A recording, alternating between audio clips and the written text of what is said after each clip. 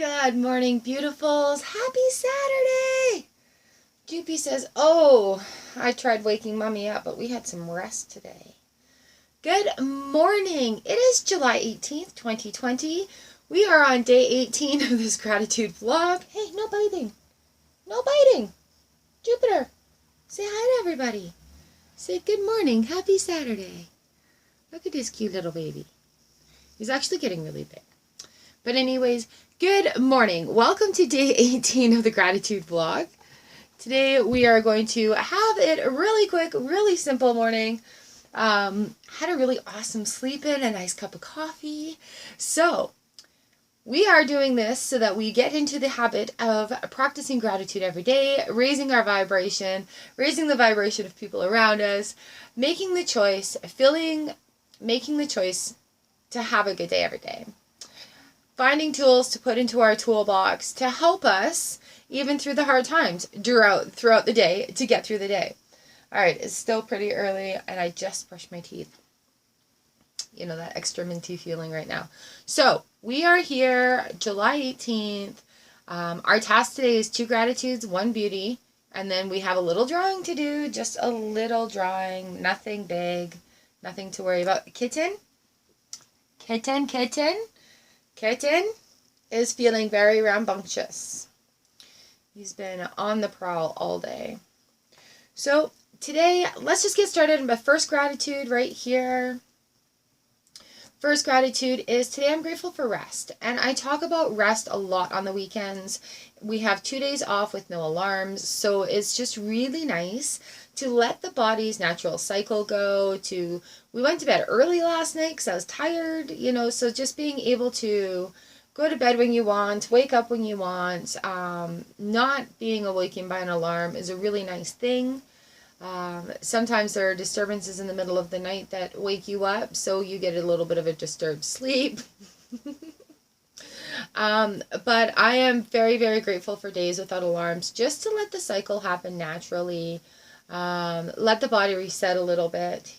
He's really biting me. And just have that feeling of I've rested, I am taking that time to rest, and making a point of it, making the choice to do so. And that's really what this is all about. Every day we make the choices to have a good day, we make the choices to arm ourselves with proper tools, we make the choices to let the cycle happen. And I do enjoy days that we don't have an alarm. I'm not a huge sleeper anymore. When I was younger, there were times I would go through like 16-hour sleep phases. And I think there's a lot of underlying issues that were going along there. And I've managed to balance out my sleep. My body's tired when it's tired, and I've learned to take the rest and understand what it means.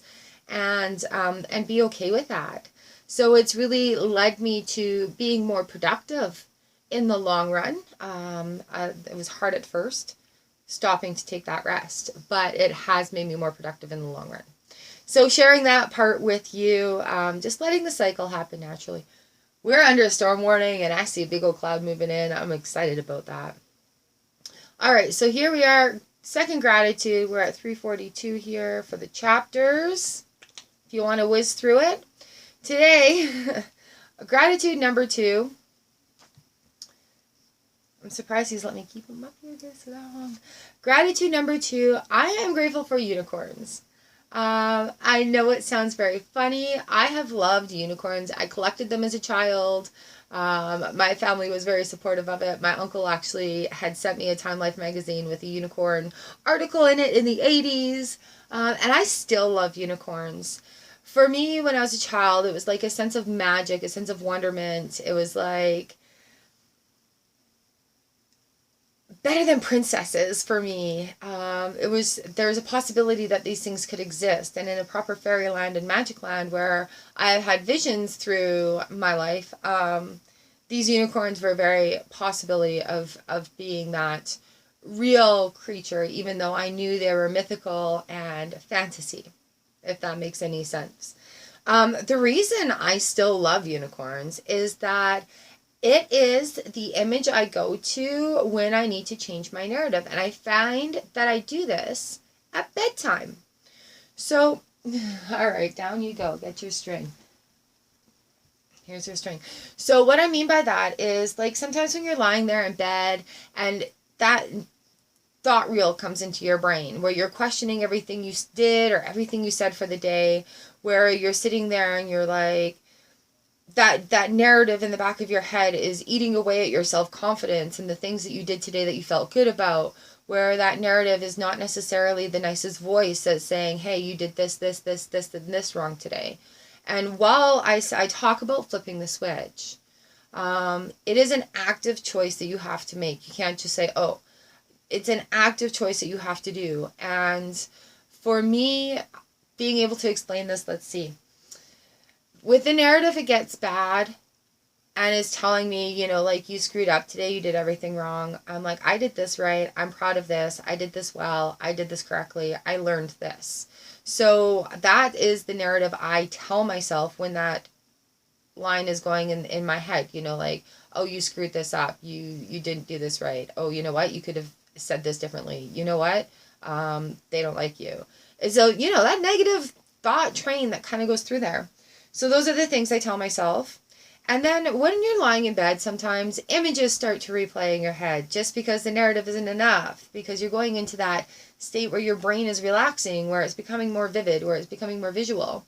And so instead of that talking, it's that actual visualization of things that are happening and, you know, like little negative twists on it. And we don't want that to be there.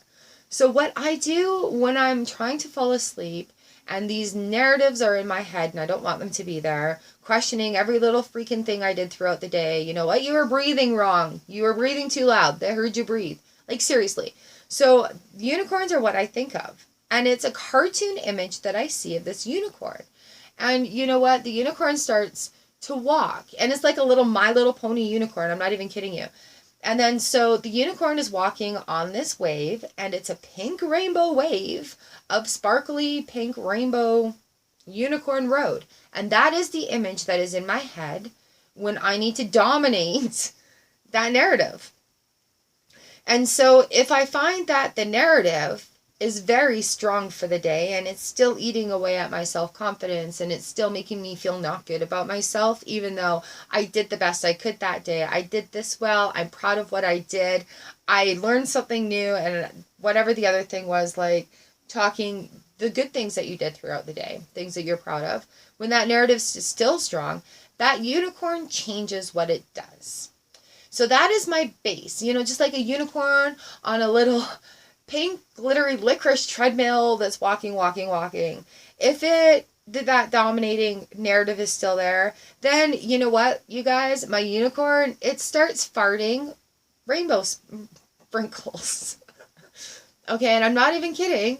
It's for real. It starts farting rainbow sprinkles. So this cartoon unicorn that's very pretty and pink, walking along this hot pink rainbow road, starts farting rainbow sprinkles. Okay, and if those negative thoughts are still in my head and still trying to take over, then I focus a little harder on that unicorn, and it's like, okay, well, what happens after farting? It starts pooping rainbow cupcakes. And you guys, I wish I could tell you that this isn't true, but this is exactly what I do at bedtime if that narrative is too hard in my brain. And it is ridiculous, and it works. So, as it progresses, it does something else. It does something else. It does something else until that narrative is out of my brain, until that narrative no longer has the dominating frequency that's there. All right, there we go. That is my gratitude number 2. I am grateful for unicorns. All right, and that's what it means to me right now in my life. So let's move on to our moment of beauty. Beauty.